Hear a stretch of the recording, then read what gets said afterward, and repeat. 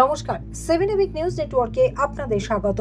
বাড়ি ফাঁকা থাকার সুযোগে দুঃসাহসিক চুরির ঘটনায় তীব্র চাঞ্চল্য ছড়ালো উত্তর 24 পরগনা জেলার হাবড়ায়।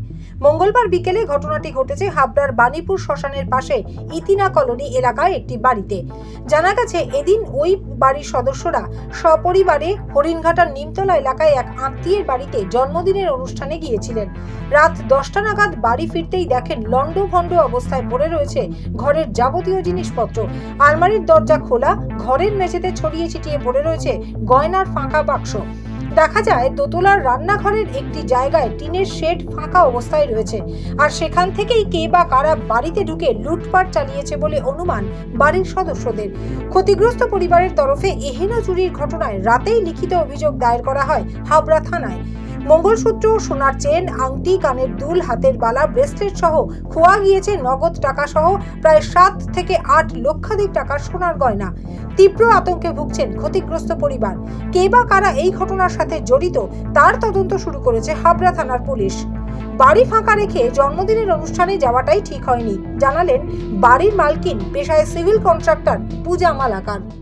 আমি আমার এই ছেলে মেয়েকে নিয়ে গেছিলাম বার্থডে পার্টিতে গেছিলাম। কোথায় গিয়েছিলেন? নিমতলা।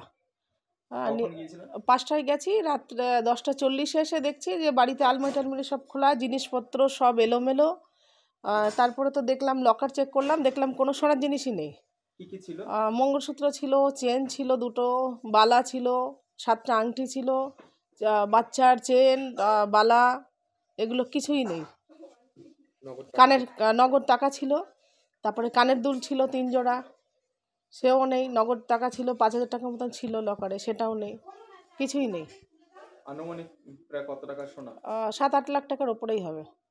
থানায় জানিয়েছেন? থানায় রিপোর্ট করেছি। ওনরা এসেছিল রাত 2টোর সময়, এসে সব দেখলো, বলল যে দেখছি আমরা ব্যাপারটা। কমপ্লেন লিখিতভাবে জানিয়েছেন? হ্যাঁ, লিখিতভাবে জানিয়েছি। স্যার এসেছিল, সে খুব ভালো মানুষ, সেও সব কোঅপারেট করছে আমাদের। ও কিচেনে আমাদের টিন আছে, টিনটা খুলে আর কি এসছে।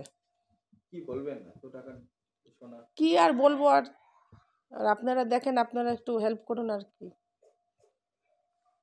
আমার তো আর কিছু বলার নেই, আর জানিও তো না কে নিয়েছে, কাকেই বা বলবো। এমনি আমি বাইরে কাজ করি, আসে একটু শত্রু আছে, তারাই হয়তো কিছু করেছি। আমি সিভিল কন্ট্রাক্টর। বাইরে অন্য রাজ্যে? হ্যাঁ, মহারাষ্ট্রে সিভিল কন্ট্রাক্টর আমি।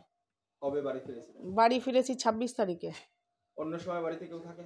বাড়িতে আমার এই ফ্যামিলি থাকে। আপনি বাইরেই থাকেন? আমি বাইরে থাকি।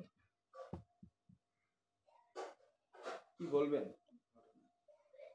কি আর বলবো, দুঃখজনক ব্যাপার, আর বলার তো কিছু নেই।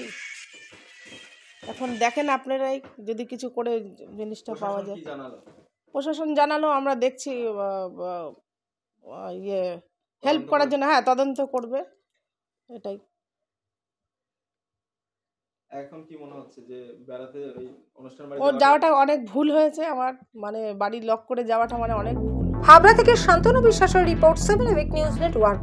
আরও বিভিন্ন খবরের আপডেট জানতে হলে অবশ্যই সাবস্ক্রাইব করুন 7 এবিক নিউজ নেটওয়ার্ক চ্যানেলটি, কারণ আপনাদের একটা সাবস্ক্রিপশন আমাদের কাছে অত্যন্ত মূল্যবান।